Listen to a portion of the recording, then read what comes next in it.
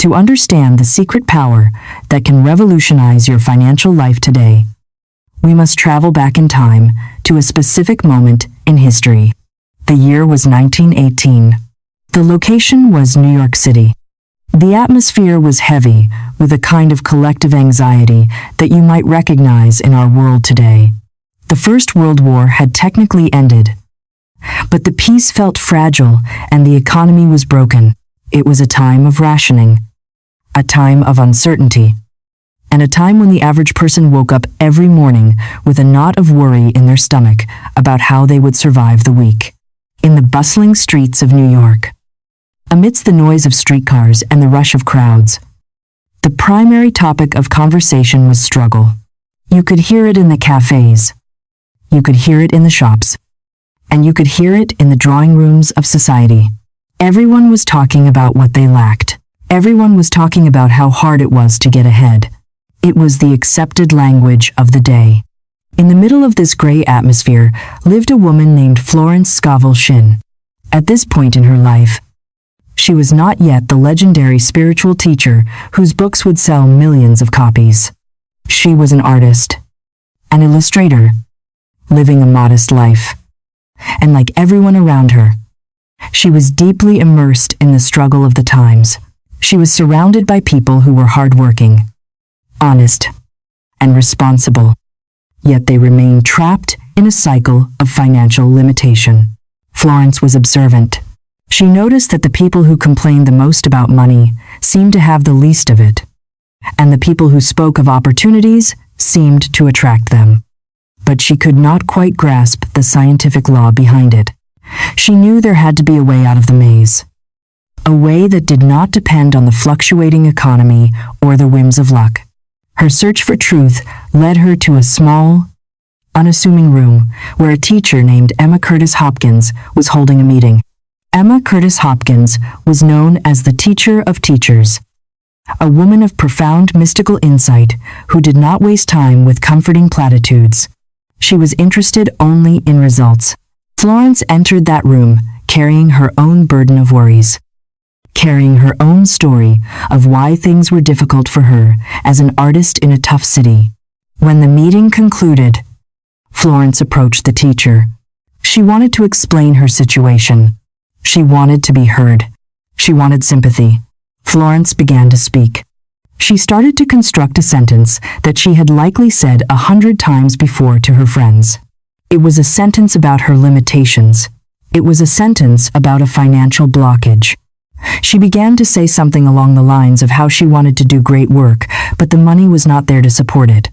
She started to paint a picture of her lack. But then, something shocking happened. Something that broke all the rules of polite society. Before Florence could reach the end of her complaint, before she could put the period at the end of her sentence of lack, Emma Curtis Hopkins interrupted her.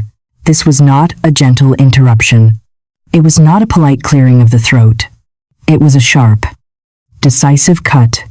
The teacher literally stopped the words from coming out of Florence's mouth. The room went silent. In that moment, Florence felt a jolt. It was as if a physical hand had been placed over her mouth, or a door had been slammed shut in her face. For a split second, she might have felt offended or confused. Why would this spiritual teacher be so rude? Why would she not let her finish her story? But in the silence that followed that interruption, the great revelation descended. Emma Curtis Hopkins did not interrupt Florence because she was impatient. She interrupted her because she was saving her. She knew a secret that most of humanity has forgotten. She knew that the subconscious mind is a recording machine that does not judge. It only executes. She knew that a sentence is not just a collection of words. It is a decree. It is a signed contract. When you start a sentence describing your poverty or your struggle, you are drafting a legal document for your life. But as long as the sentence is unfinished, the contract is not signed. It is just noise. It has not yet taken form. But the moment you finish that sentence, the moment you add the period at the end, you sign the contract. You seal the reality. You tell the universal mind that this is who you are and this is what you have.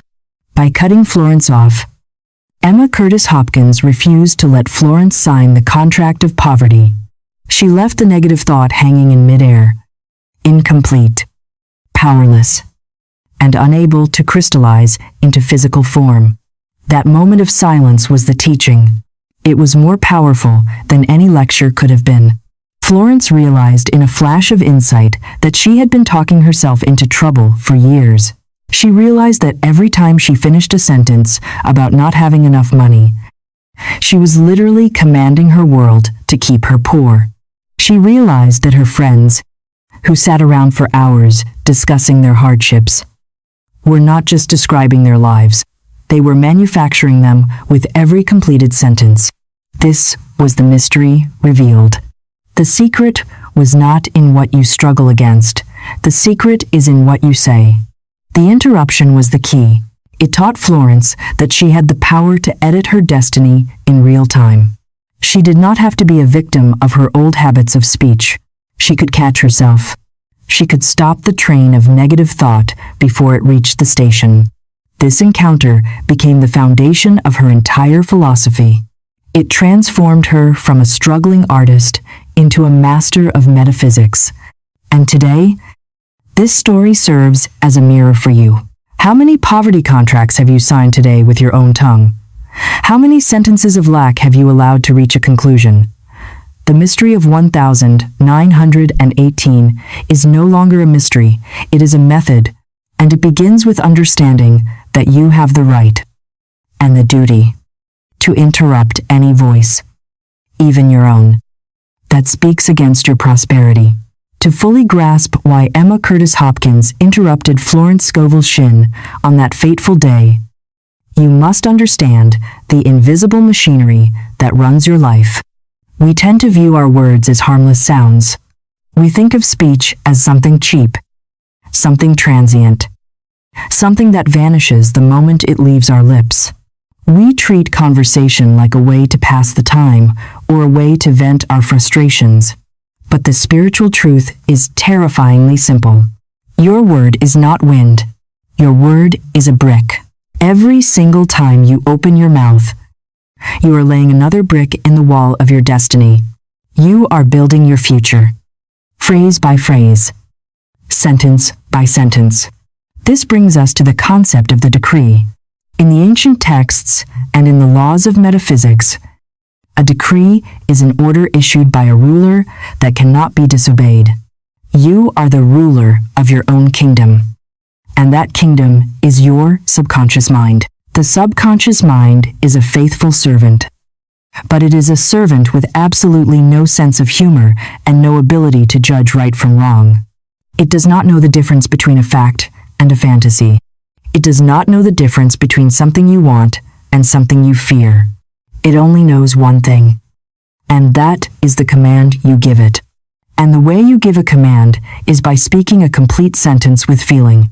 When you say the words, "I am," you are waking up the giant within you. Whatever adjective you place after "I am" becomes a blueprint that the giant must build.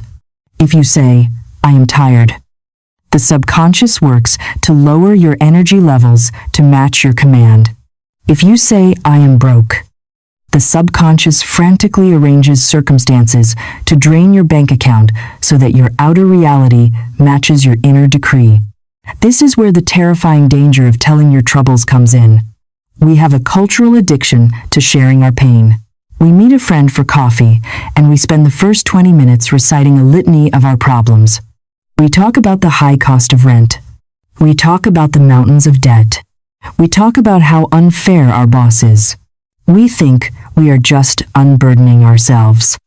We think we are just being realistic or seeking sympathy. But spiritually, we are doing something catastrophic. We are signing a contract. Imagine for a moment that every sentence you speak is a legal document. When you say, "I never have enough money to pay my bills," imagine that an invisible lawyer is standing next to you with a clipboard, writing that down as a binding agreement. You have just signed a contract with the universe that says, agree to never have enough money. The universe, being an impartial executor of law, looks at the contract and says, "So be it." The reason the interruption is so vital is that a contract is not valid until it is signed. A sentence is not a decree until it is completed. When you are halfway through a complaint, the energy is swirling, but it has not yet set like concrete. It is still fluid. But the moment you drop the period at the end of that sentence, the moment you finish the thought, the concrete hardens.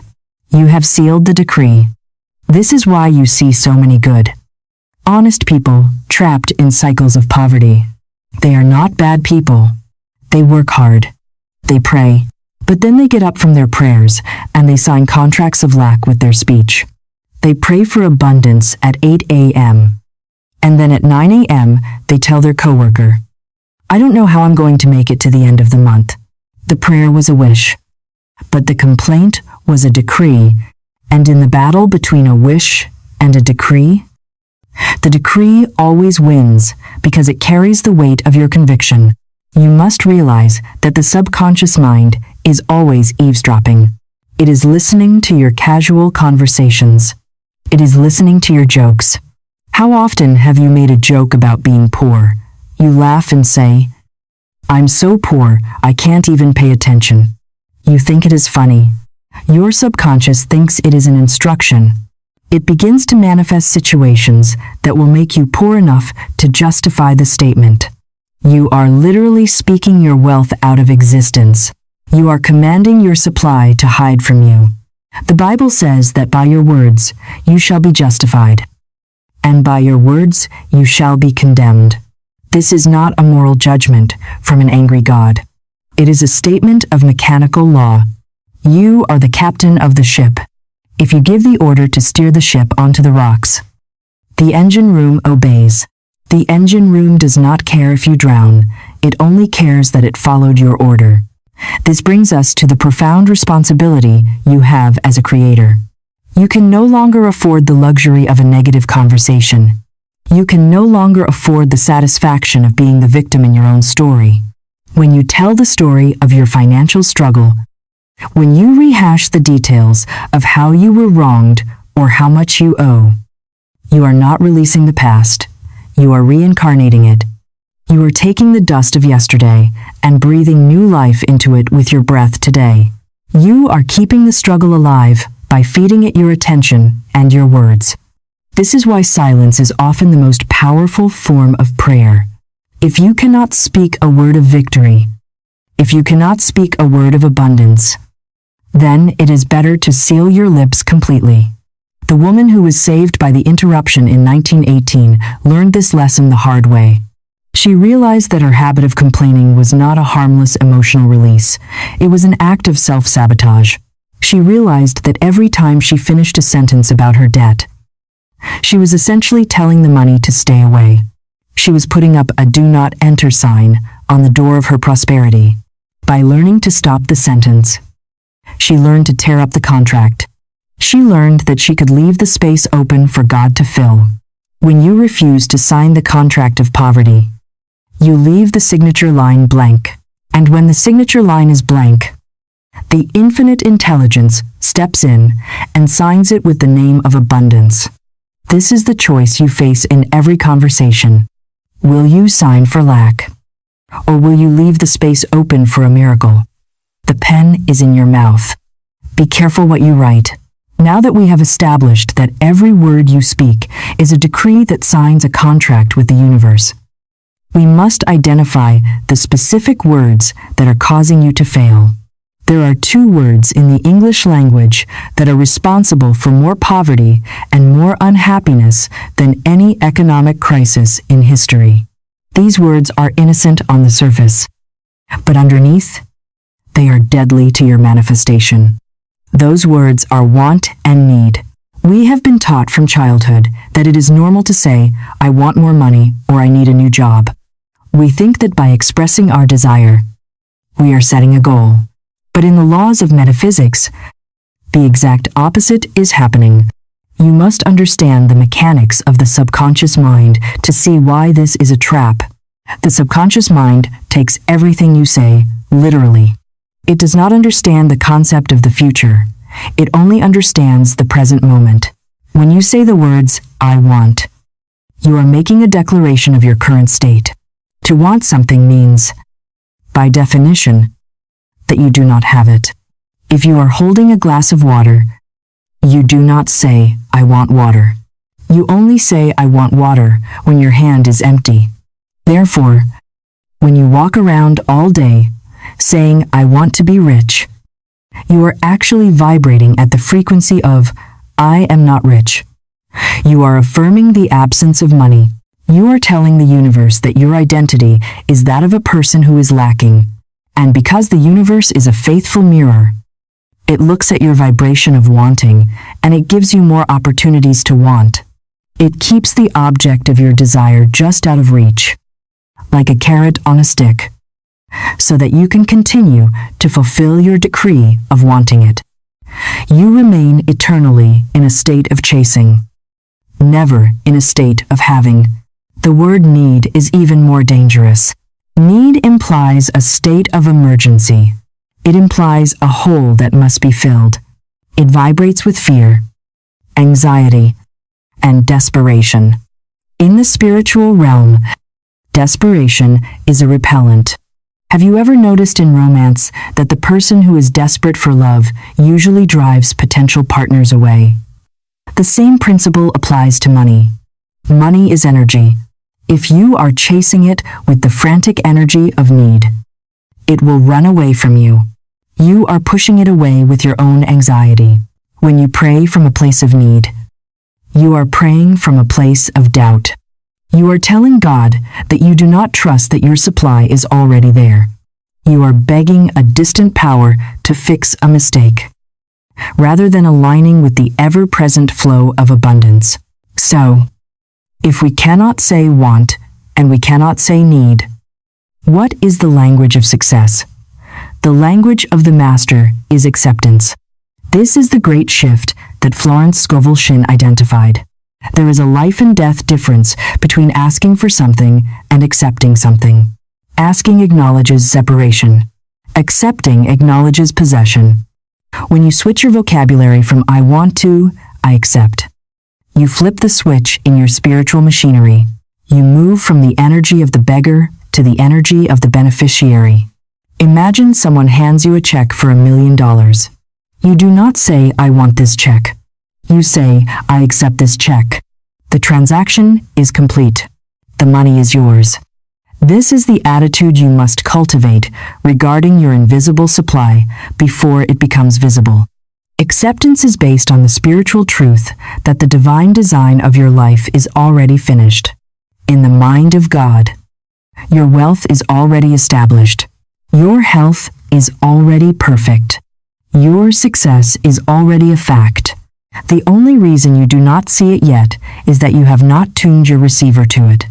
When you say, "I accept," you are tuning the receiver. You are bringing the future into the present tense. You are telling your subconscious mind that the condition is resolved. This creates a state of relief. Have you noticed that when you truly accept something, you stop worrying about it? If you order a package online, you do not pace around the house wondering if it exists. You accept that it is on its way, and you go about your life. That relaxation, that absence of tension, is the fertile soil where miracles grow. Many people confuse acceptance with resignation. They think accepting their situation means giving up and settling for poverty. That is a misunderstanding. Resignation is passive. It says, "I guess this is all I get." Spiritual acceptance is active. It says, "I recognize that my abundance is here. Invisible, but real. And I claim it now." It is an act of power. It is an act of faith. It is looking at an empty bank account and daring to say, "I accept my immediate supply with total conviction." When you do this, you collapse the timeline. You stop pushing your good into the vague future of someday, and you claim it in the powerful reality of now. This is why the phrase "it is done" is so powerful in Scripture. It is the ultimate statement of acceptance. It is not a request, it is a recognition. To practice this, you must catch yourself every time you slip back into the language of wanting. When you feel the pang of desire for a new car, stop yourself from saying, "I wish I had that." Cut that sentence off. Replace it with, "I accept my perfect transportation." When you feel the panic of a bill due, stop saying, "I need money." Cut it. Replace it with, "I accept the divine supply that covers this obligation." Feel the difference in your body when you say the words, "I want" feels tight, heavy, and empty. "I accept" feels open, solid, and full. The universe cannot resist the person who accepts. When you stand in the authority of acceptance, you are no longer fighting the current. You are becoming the ocean. You are aligning yourself with the law that says that supply always meets demand. But the demand must be made in the right language. You cannot demand with a question mark. You must demand with an exclamation point. Stop acting like an orphan, begging for crumbs, and start acting like an heir claiming your inheritance. The inheritance is already in your name. It has been waiting for you since the foundation of the world.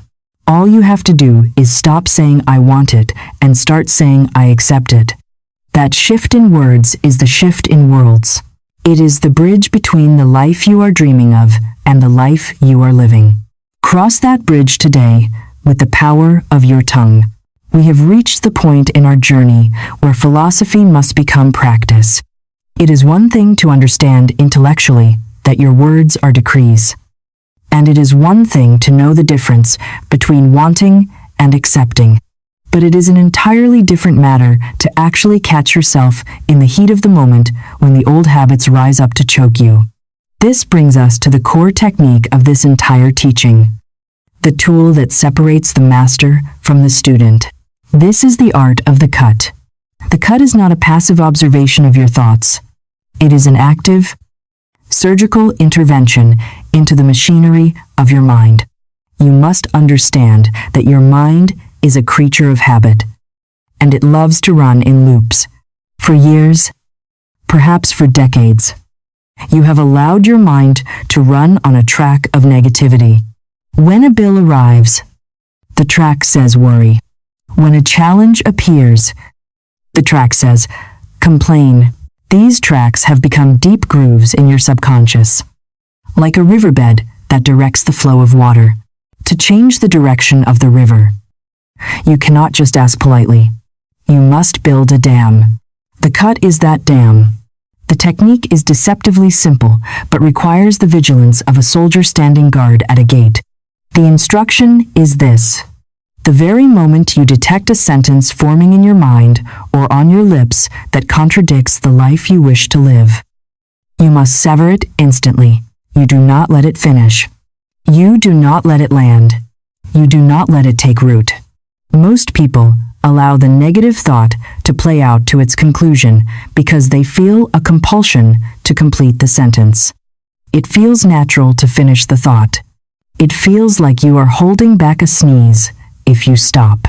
But you must realize that the power of the decree lies in its completion. A sentence that is cut in half is a contract that is torn in half. It has no legal standing in the universe. Let us walk through exactly how to do this in real time.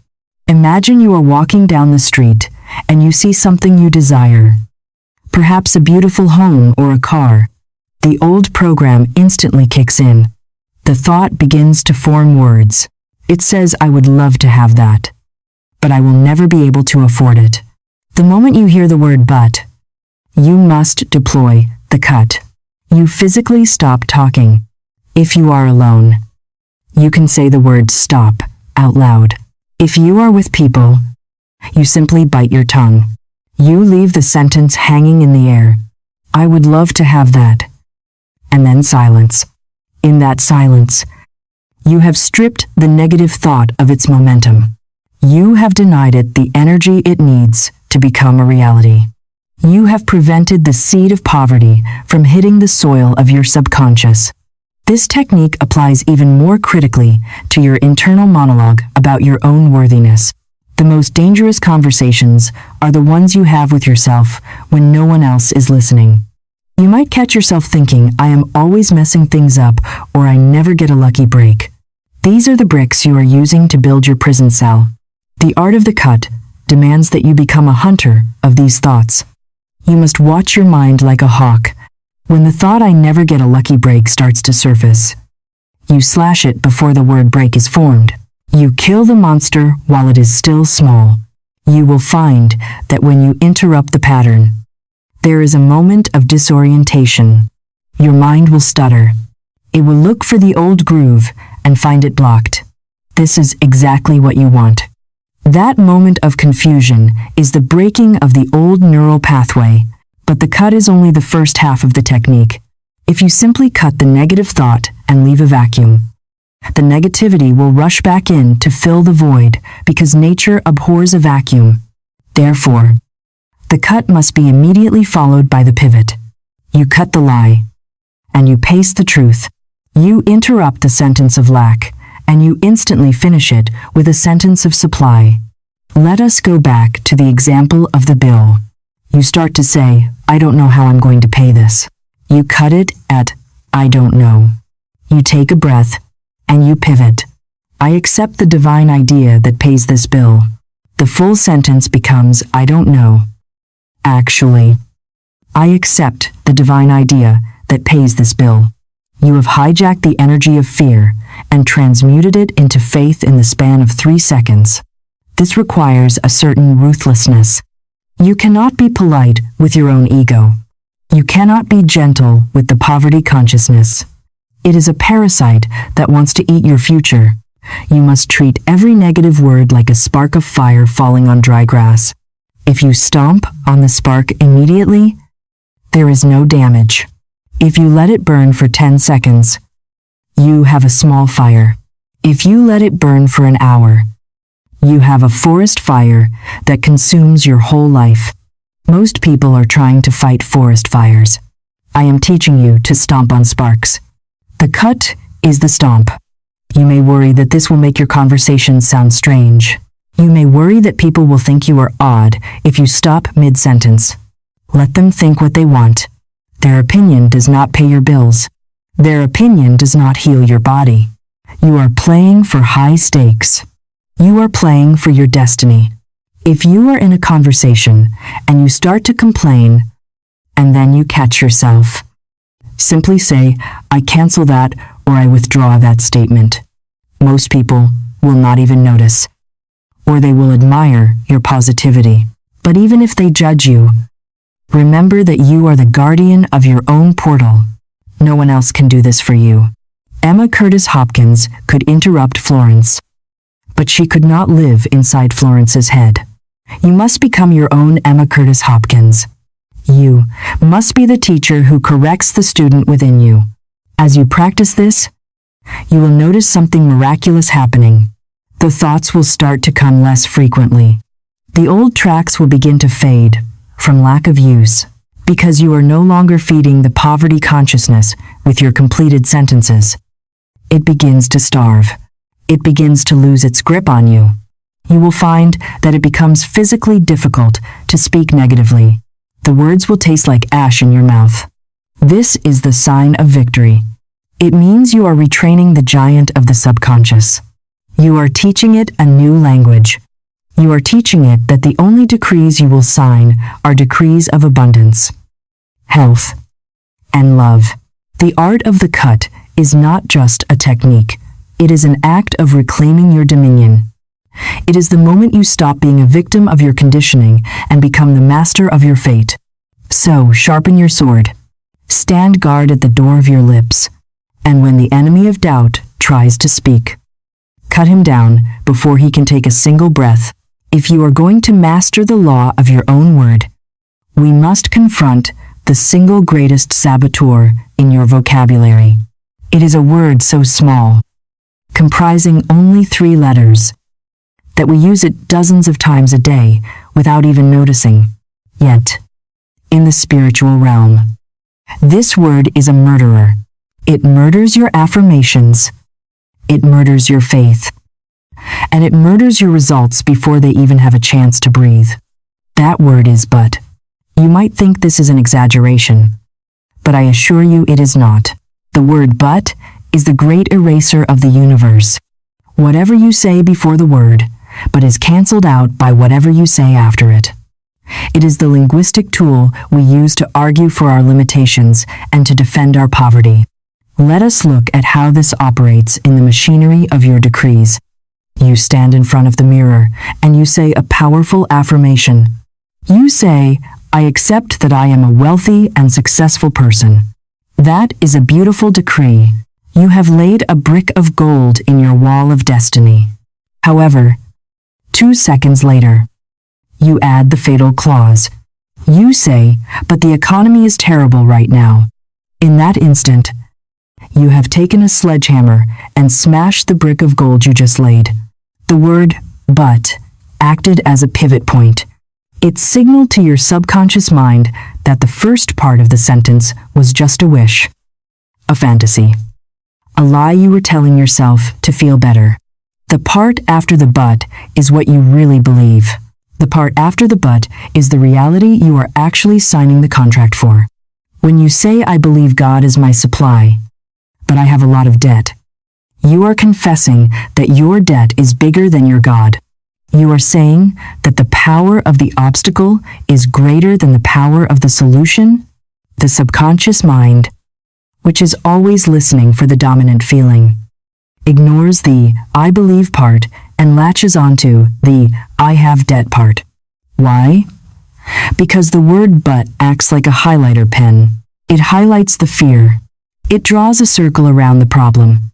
It tells the universe that despite your nice spiritual words, you are still deeply rooted in the soil of lack. This is why so many people affirm for years and see no results. They are building castles in the morning and tearing them down in the afternoon with their own conjunctions. We use the word but because we want to appear reasonable. We want to appear realistic. We are afraid that if we simply make a bold statement of faith without qualifying it, we will look foolish. So we say, I am going to be healed. But the doctor said it is a chronic condition. We add the qualification to protect our ego in case it does not happen. But faith does not need protection. Faith needs exposure. When you use the word but, you are trying to serve two masters. You are trying to serve the master of faith and the master of fear in the same sentence. And Scripture tells us clearly that a house divided against itself cannot stand. Your sentence is a house. If you divide it with a but, it collapses on top of you. This little word is the leak in your bucket. Imagine you are carrying a bucket of water from a well to your garden. The water represents your prosperity. You work hard to fill the bucket with positive thoughts and hard work. But right at the bottom of the bucket, there is a hole named but. You walk along saying, I am prosperous. But it is hard. I am loved. But people are selfish. Every time you say it, the water drains out. By the time you reach your garden, the bucket is empty. You wonder why your garden is dying. You blame the well. You blame the weather. But the problem was never the source. The problem was the leak. You drained your own supply with your own qualifications. So how do we deal with this dangerous word? We must treat it like a red light at a busy intersection. The technique of the cut that we discussed earlier finds its most critical application right here. You must develop a sensitivity to this word. When you are speaking, and you hear the word but coming toward your lips, you must physically stop. You must swallow it. You must refuse to let it cross the threshold of your mouth. For example, you start to say, I am going to get that promotion. You feel the urge to add, but my boss hates me. You stop at promotion. You let the silence hang there. You let the positive decree stand alone, undefended and unqualified. If you must continue the sentence, If you must connect the thoughts, there is a secret linguistic shift you can use. Replace the word but with the word and. This sounds subtle, but it changes the entire vibration. Instead of saying, I want to travel, but I have no money, which puts the two ideas in conflict, you say, I want to travel, and I am accepting the supply for it. The word and builds a bridge. The word but builds a wall and connects your desire to your reality, but separates them. When you use and, you are telling your mind that your current circumstance and your future desire can coexist and that the one will transform into the other. When you use but, you are saying that your current circumstance prevents your future desire. This requires you to be brave. It requires you to sound a little bit crazy to the reasoning mind. When a friend asks you about your struggle and you say, I am walking through a challenge and I am coming out victorious, they might look at you strangely. They expect you to say, but it is so hard. They expect you to bond with them over the difficulty. Do not do it. Do not lower your vibration to match the consensus of fear. Be the person who speaks in straight lines, not in circles. A straight line goes from desire to fulfillment. A circle goes from desire to but, to fear, and back to the beginning. Florence Scovel Shinn taught that man can only receive what he sees himself receiving. The word but is a blindfold. It blinds you to the solution because it forces you to stare at the problem. I want you to make a commitment today to declare war on this word. I want you to listen to yourself for the next 24 hours. Count how many times you negate your own power. Count how many times you apologize for your dreams. Count how many times you kill your own miracle. And every time you catch it, use the cut. Stop the sentence. Retract the but. Restate the affirmation. You will find that when you eliminate this word, your speech becomes shorter, but it becomes infinitely more powerful. You stop explaining. You stop justifying. You stop complaining. You simply state the truth. I am healed. I am rich. I am free. There is no but. There is only the word, and the word made flesh. When you remove the eraser, the writing on the wall of your life becomes permanent. You stop writing in pencil and start writing in ink. And what is written in ink cannot be erased by doubt. This is how you sign the contract for a life of greatness. You sign it without conditions. You sign it without hesitation. You sign it without a single but to invalidate your claim. If you are recognizing yourself in this description right now, if you realize that this tiny word has been the invisible wall blocking your blessings for years, I invite you to make a commitment. By liking this video, you are not just helping the channel, you are signaling to your own subconscious that you are ready to remove the but from your life. Subscribe to our community to lock in this new awareness. We are rewriting our contracts together, one word at a time. Now, let us look at the proof of how this works in a real-life crisis. To truly understand the mechanics of this law, we must move from theory into the hard reality of human experience. I want to share a case history that Florence Scovel Shinn documented, a story that stands as the ultimate proof that your word determines your supply. This was not a story about a vague desire for more money or a general wish for a better life. This was a story about a crisis. A woman came to Florence in a state of absolute panic.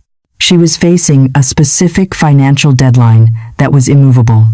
She owed a substantial sum of money for a debt that had to be paid by a certain day, or she would face severe consequences. In her case, it meant the potential loss of her home and her standing in the community. She had checked her bank accounts, and they were empty. She had asked her usual sources for help, and they had turned her down. Logic said she was finished. The calendar said she was out of time. She was terrified, and she brought that terror into the room with Florence. When she sat down, she did what every human being is conditioned to do in a crisis. She began to build a case for her misery. She started to explain the history of the debt. She started to list the reasons why she could not pay it. She started to describe the cruelty of her creditors and the hopelessness of the economy. She was literally constructing a prison cell with her words. Brick by brick. She was just about to finish her story with the phrase, "So you see, there is no hope." But Florence Scovel Shinn did not let her finish. Florence intervened with the spiritual authority of a surgeon stopping a bleed. She cut the woman off mid-sentence. She told her that she did not want to hear the sad story, because the sad story was not the truth. It was only the appearance. By repeating the details of the debt, the woman was signing a fresh contract with it every time she spoke. Florence told her that if she wanted to be saved, she had to stop arguing for her limitations and start signing for her supply. The instruction Florence gave her was radical in its simplicity, but brutal in its requirement for discipline. She told the woman to stop looking at the empty bank account and to stop rehearsing the deadline in her mind. Instead, she gave her a specific decree to speak. The decree was, "I accept the perfect amount to cover this obligation. I accept it now." The woman's reasoning mind rebelled. It wanted to ask. How? It wanted to ask. From where? It wanted to scream. "But I don't have it." Florence warned her that every time the but arose, she had to use the technique of the cut. She had to silence the doubt immediately and replace it with the decree of acceptance. The woman left that meeting with no physical money in her pocket, but she left with a new assignment. She went home to fight the battle of her mind. For the next few days, the woman walked through the valley of the shadow of doubt. This is the part of the story that most people skip. But it is the most important part. It was not easy. Every time the phone rang, she feared it was the creditor. Every time she looked at the calendar, her stomach tightened.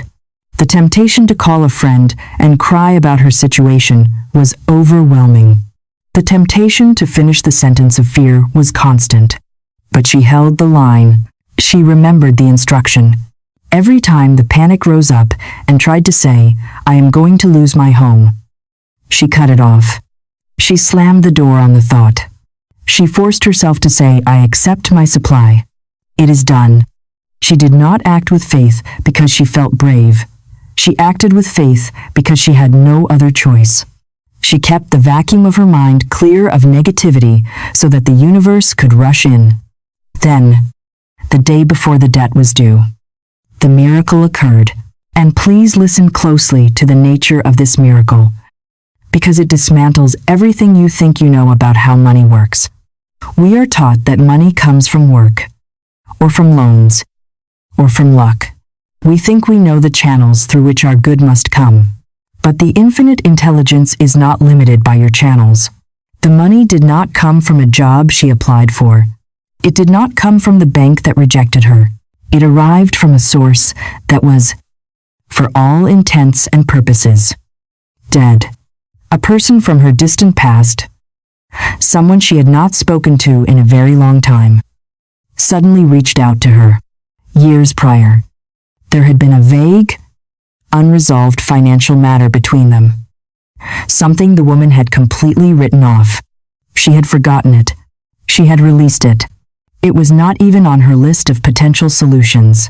But on that specific day, this person felt a sudden, inexplicable urge to settle that old account. They did not know about her debt. They did not know about her deadline. They simply felt a spiritual nudge that said, "Pay this now." They sent a check. When the woman opened the envelope, her hands trembled. The check was not for a random amount. It was for the exact sum needed to pay the debt, with a small surplus left over for her peace of mind. It arrived exactly on time to save her home. This story is the heartbeat of our teaching because it proves the difference between channels and source. The woman thought her job was her source. She thought the bank was her source. When those channels closed, she thought her source had dried up. But Florence taught her that God is the source, and God can open channels that you do not even know exist. He can use a stranger. He can use a forgotten friend. He can use a sudden idea. The only thing that stops the source from flowing is the blockage in your own mind. By complaining, the woman had been blocking the flow. By worrying, she had been pinching the hose. When she used the cut, when she stopped finishing the sentences of lack, she removed the blockage. She did not create the money was already there, waiting for her alignment. She simply took her foot off the brake. You must realize that this woman was not special. She was not a saint. She was a person just like you, filled with fear and doubt. The only difference is that for a few critical days, she disciplined her tongue. She refused to sign the contract of poverty. She refused to let the but win. And because she held her ground, the universe was able to deliver the plan it had for her all along. You have unexpected debts, but you also have unexpected checks waiting in the invisible realm. You have problems that seem impossible, but you have solutions that are already en route. The check is in the mail of the spirit. The question is, will you curse it away with your words, or will you welcome it in with your acceptance? The woman in this story proved that one single sentence, cut short and replaced with truth, has the power to pay any debt and open any door. Now it is your turn to prove it in your own life. The story of the woman and her unexpected check brings us to the most vital theological and practical distinction in the science of getting rich. This is the lesson that separates those who struggle for a living from those who seem to attract wealth effortlessly. It is the distinction between the channel and the source. Most of the anxiety you feel about money right now, the knot in your stomach when you look at the news, the fear you feel about your job security, stems from one single fatal error in your thinking. You have confused the faucet with the reservoir. You are looking at the pipe that delivers the water, and you are calling it the ocean. You must understand that in the metaphysics of supply, money never comes from a person, and it never comes from a job. These are merely the vehicles. Money comes through them, not from them. Let us break this down. You likely believe that your employer is your provider. You believe that your clients are your provider. You believe that the economy is the container of your wealth. This belief system makes you a slave to circumstances. If your boss is your provider, then your boss becomes a god who holds the power of life and death over you. You must please him. You must fear him. And if he fires you, you believe your supply has been cut off. If the economy is your provider, then you are a victim of market forces, and you must live in terror of the next recession. This is the bondage of the material mind. It looks at the visible world and says, this is all there is. But the spiritual mind looks at the invisible world and knows the truth. The truth is that there is only one provider, and that is the infinite spirit, the universal intelligence, or what many call God. This source is inexhaustible, creative, and completely independent of economic cycles. When you grasp this, your relationship with your job changes completely. You realize that your job is simply one narrow pipe that the universe is currently using to funnel supply to you. It is a channel. If that pipe bursts, or if that pipe gets clogged, or if that pipe is shut off by a boss, the source does not dry up. The reservoir is still full. The infinite intelligence simply looks for another pipe. In fact, often when a channel closes, it is because the source is trying to force you to a bigger pipe.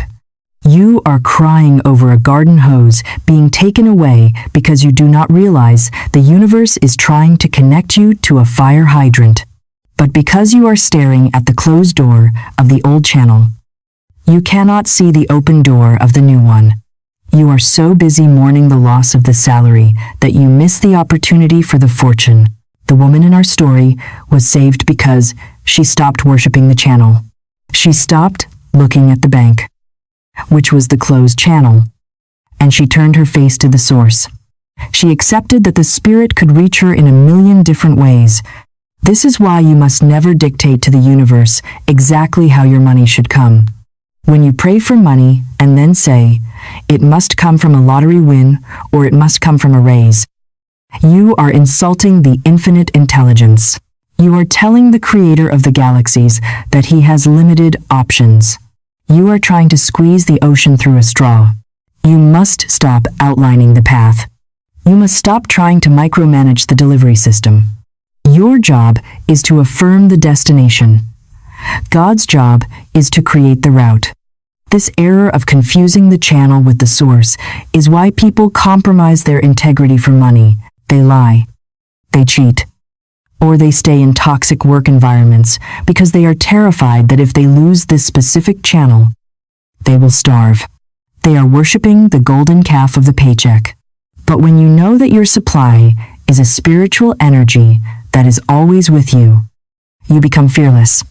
You can walk away from a bad deal because you know the deal was not the source of your good. You can ask for what you are worth because you know that if they say no, someone else will say yes. You walk through the world with the confidence of an heir, not the desperation of a servant. You must begin to treat your work not as the origin of your money, but as the place where you express your gratitude for the money.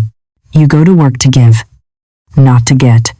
You become a channel for excellence, and in return, the universe flows back to you. But if that job disappears tomorrow, you do not panic. You simply say, "The channel has changed." But the source remains the same. The source is the divine imagination. It is the creative force that can put an idea in your head worth $1 million. It is the synchronicity that can introduce you to a partner who changes your career. It is the unexpected check in the mail from a debt you forgot about. The source is the master of the unexpected. When you limit your supply to your salary, you are putting a cap on God. You are saying, "I can only receive this much and no more." But when you open your mind to the concept of infinite supply, you tear the roof off your expectations. You start to see money everywhere. You realize that money is just energy in motion.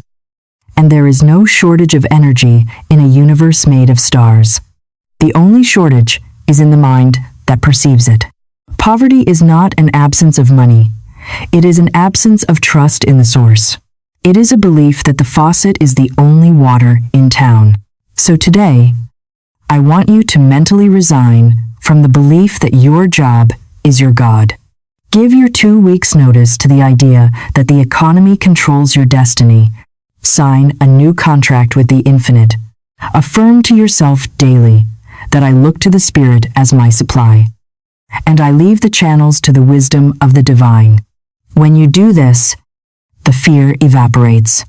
You stop walking on eggshells. You stop flinching when the phone rings. You realize that you are connected to a power grid that never fails, never fluctuates, and never runs out. Channels may come and channels may go, but the source is the same yesterday, today, and forever. Keep your eyes on the source, and you will never know lack again. We have arrived at the moment of truth. Theory is useless without application. You can listen to the wisdom of the ages. You can understand the metaphysics of supply. And you can agree with everything I have said so far. But if you close this video and go back to speaking the language of poverty, nothing will change. Your life will remain exactly as it is because your word is the steering wheel. And you are currently driving in circles. To break the momentum of a lifetime of negative programming, we need something stronger than a good intention. We need a rigorous intervention. We need a boot camp for your consciousness. Florence Scovel Shinn proposed a challenge that has transformed thousands of lives. And today I am issuing that challenge to you. It is called the 21-day verbal diet. Why 21 days? Because psychologists and mystics agree that it takes approximately 3 weeks to break an old neural pathway and establish a new one. For the next 21 days, you are going to go on a diet. But this is not about cutting calories or carbohydrates. It is about cutting the poison of negativity that you have been feeding your subconscious mind. You are going to starve the poverty consciousness to death by denying it the food of your attention. To succeed in this challenge, you must follow 3 golden rules with absolute strictness. There are no cheat days on this diet. A single moment of indulgence in your old story sends you back to day 1. Rule number 1 is the law of zero complaint. For the next 3 weeks, you are forbidden from complaining about anything. This includes the weather, the traffic, your health, your boss, and most importantly, your money. When you complain, you are affirming that you are a victim. You are telling the universe that you are powerless against your circumstances. Every time you complain about a bill, you are cementing that debt to your timeline. This will be the hardest thing you have ever done. You will realize within the first few hours just how addicted you are to complaining. You will catch yourself starting a sentence about how tired you are or how expensive everything is. You must catch it. You must use the technique of the cut. You must stop mid-word and swallow the complaint. It is better to be silent than to speak against your own interest. If you cannot praise, do not speak. You will find that you might be very quiet for the first few days. That silence is golden. It is the sound of your old self dying and your new self taking a breath. Rule number 2 is the great replacement. It is not enough to simply stop complaining. You must fill the void with the truth. You must replace the language of wanting with the language of accepting. For 21 days, you are forbidden from using the phrases I want, I need, or I hope. These are banned from your vocabulary. Instead, you must aggressively use the phrase I accept. When you look at a problem, you do not describe the problem. You declare the solution. If your car breaks down, you do not say I need a mechanic and I don't have the money. You say I accept the perfect solution for this vehicle and the supply to pay for it. You must become a machine of acceptance. You are retraining your brain to look for the supply instead of the lack.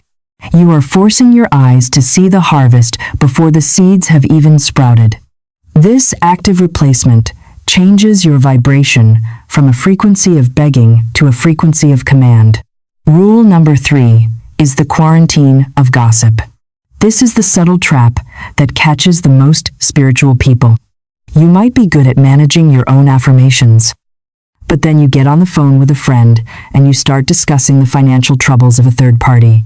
You talk about how bad the economy is for your neighbor. You talk about who lost their job. You think because it is not your life, it does not count. You are wrong.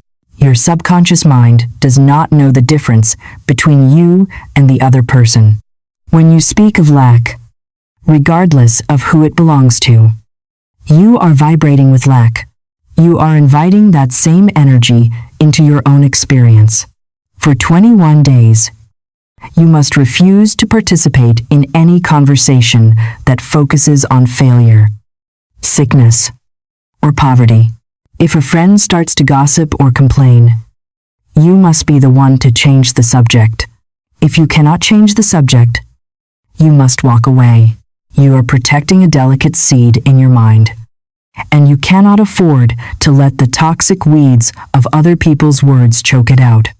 I must warn you about what will happen during these 21 days. The first week will be a battle. Your ego will scream. It will tell you that you are being fake. It will tell you that you are burying your head in the sand. It will try to provoke you with annoying situations just to get you to break the diet. You might get a flat tire. You might get an unexpected bill. This is not a sign that it is not working. It is a sign that the old reality is fighting for its life. It is the chemical burn of the detox. Do not react. Do not break the diet. Use the cut. Stand your ground. By the second week, a quiet peace will begin to settle over you. You will notice that you feel lighter. The anxiety that used to hum in the background of your mind will start to fade because you are no longer feeding it.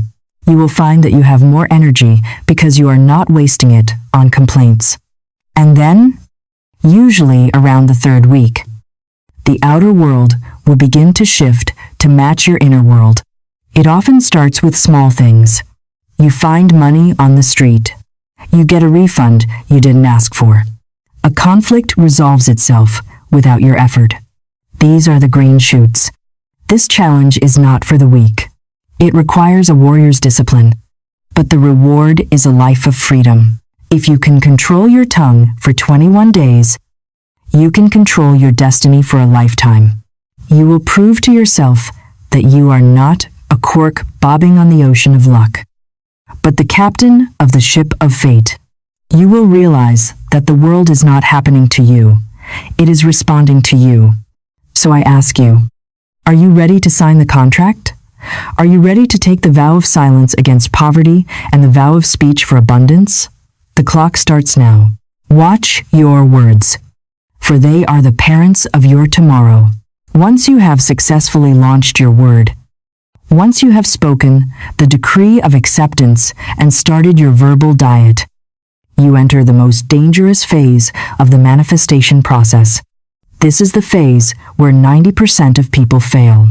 It is not because they didn't ask correctly, and it is not because they didn't want it enough. It is because they do not understand the law of non-interference. They violate the sanctity of the seed. To understand this, we must look at the laws of nature, for the spiritual laws are simply the higher octave of the physical laws. Imagine for a moment that you are a farmer. You have a bag of high-quality seeds, which are your affirmations. You prepare the soil, which is your subconscious mind. You plant the seed of wealth, or health, or love. You cover it with earth. You water it, and you walk away. This is the act of the decree. You have done your part. Now the work belongs to the soil. But what does the average person do? The average person is filled with anxiety and mistrust. They plant the seed in the morning, and by the afternoon, they are back in the garden, digging it up to see if it has started to grow.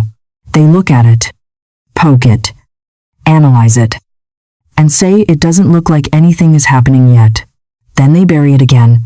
The next day, they dig it up again. They do this day after day, driven by fear and impatience. And then they wonder why the seed dies. They wonder why there is no harvest. They blame the soil. They blame the seed. And they blame the weather. But the truth is, they killed the life of the seed with their own interference. You cannot demand a harvest while you are destroying the roots. This is exactly what you are doing when you worry after you have prayed. When you speak the word, I accept my supply, you have planted the seed. The universal mind begins to work on it instantly in the invisible realm. It begins to weave the web of circumstances to bring it to pass. But the moment you start to worry, the moment you start checking your bank account every hour with a knot in your stomach, the moment you ask, where is it, or how will it come, you are digging up the seed. You are exposing it to the harsh light of doubt before it has established its roots. Every time you worry, you are practically saying, I do not trust that this is working. And because the universe gives you what you believe, not just what you say, your lack of trust stops the process cold. You must understand that manifestation happens in the dark, just like a photograph is developed in a dark room. Your demonstration is developed in the secret place of the Most High. If you open the door of the darkroom to check on the photo before it is ready, you let in the light and you ruin the image. You must be willing to sit in the darkness of faith. You must be willing to live in the period of silence where nothing seems to be happening on the outside. This is the test of your mastery. The reasoning mind wants evidence. It says, show me the money and then I will believe. But the spiritual mind says, believe, and then I will show you the money. You cannot invert this order. The law of non-interference requires you to take your hands off the wheel. This is terrifying for the ego because the ego loves control. The ego thinks that if it doesn't stress, nothing will get done. It thinks that worry is a form of work. It thinks that, by obsessing over the problem, it is helping to solve it. But spiritual law says the opposite. Worry is not work. Worry is friction. Worry is resistance. When you are tense, you restrict the flow of energy. When you are relaxed, you open the channels. Your only job during the waiting period is to maintain your vibration of acceptance. It is to act as if the harvest is already in the barn. If you find yourself consumed with anxiety about how the result will appear, you are interfering. The how is the domain of the infinite intelligence. The how is none of your business. Your business is the what. You define the what, the supply, the health, the love, and you leave the how to the genius of the universe. God has ways of delivering your good that you cannot even imagine.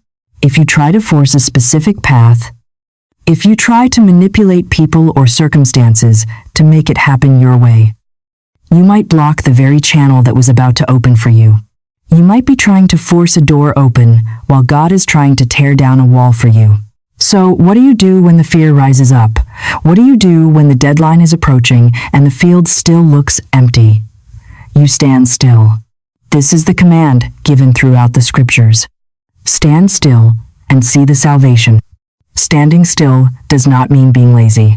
It means maintaining your spiritual poise.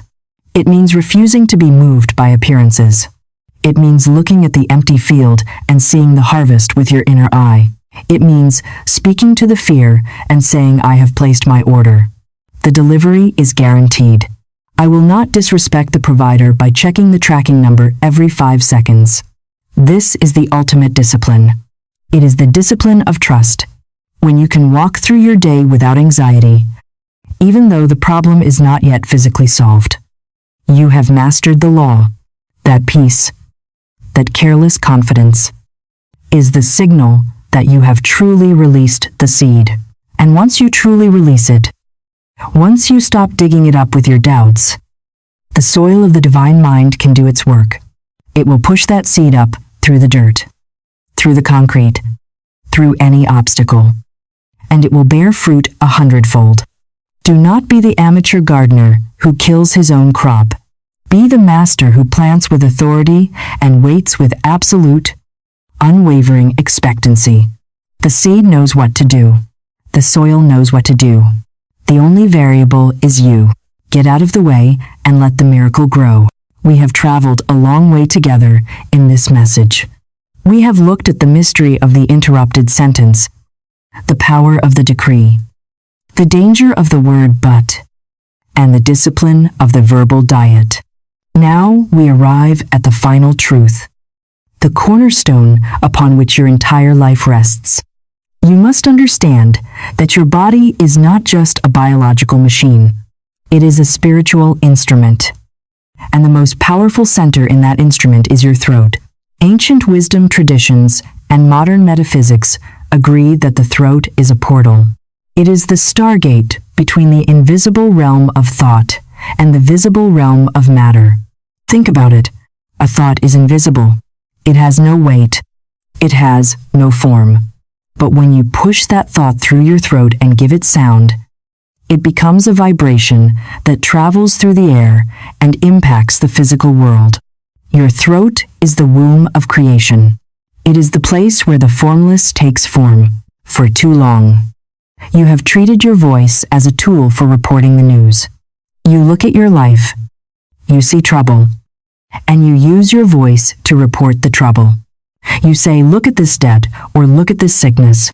But you were not given a voice to report the condition of the world. You were given a voice to create the condition of the world. You have been given the dominion to name your reality.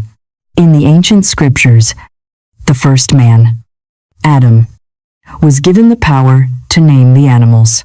Whatever he named them, that is what they were. This is not just a story about history. It is a story about you. You are the atom of your own universe. You are naming your circumstances every single day. If you look at your bank account and name it empty, It must remain empty to honor your decree. If you look at your job and name it a struggle, it must remain a struggle.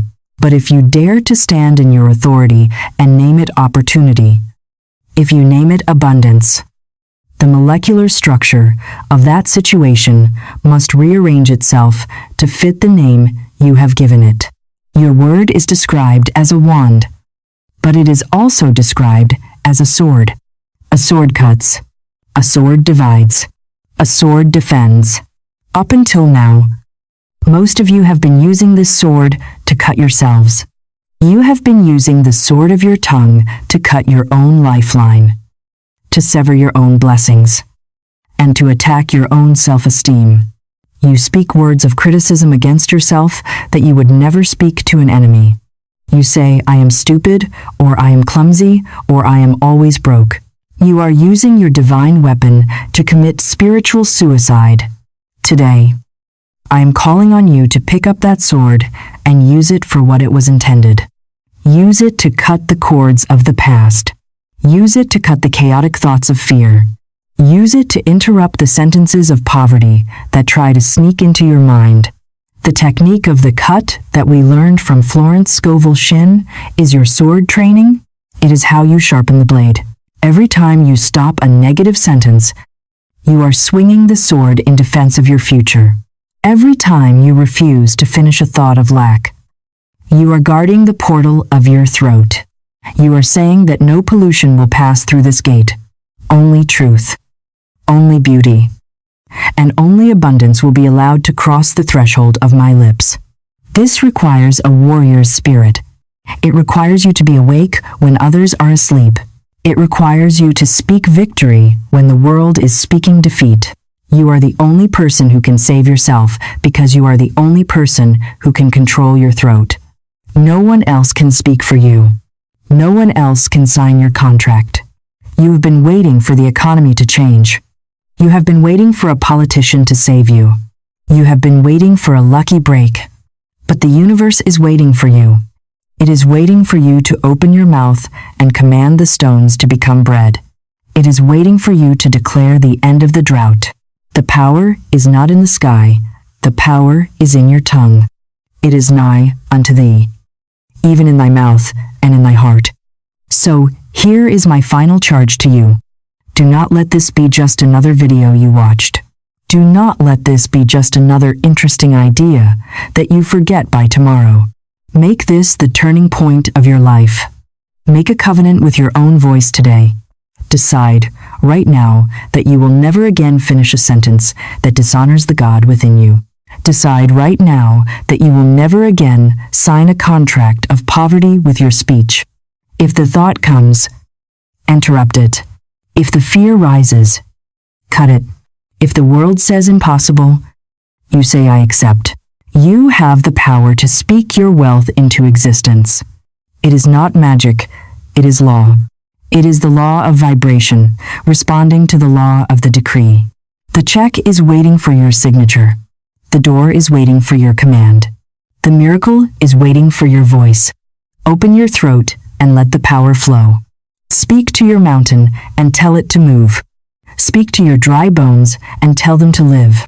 Speak to your empty nets and tell them to be full. You are the captain. You are the creator. You are the master of the interrupted sentence. Now go out there and speak a new world into being. Do not just watch this video and go back to your old language. That is the path of forgetting. Subscribe to this channel to keep your sword sharp.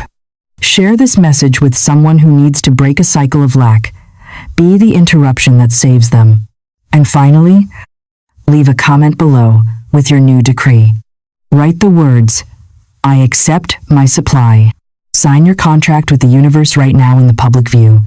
We will meet again soon to uncover more laws of the game of life. Until then, stand guard at the door of your mouth. Cut the fear and speak your victory.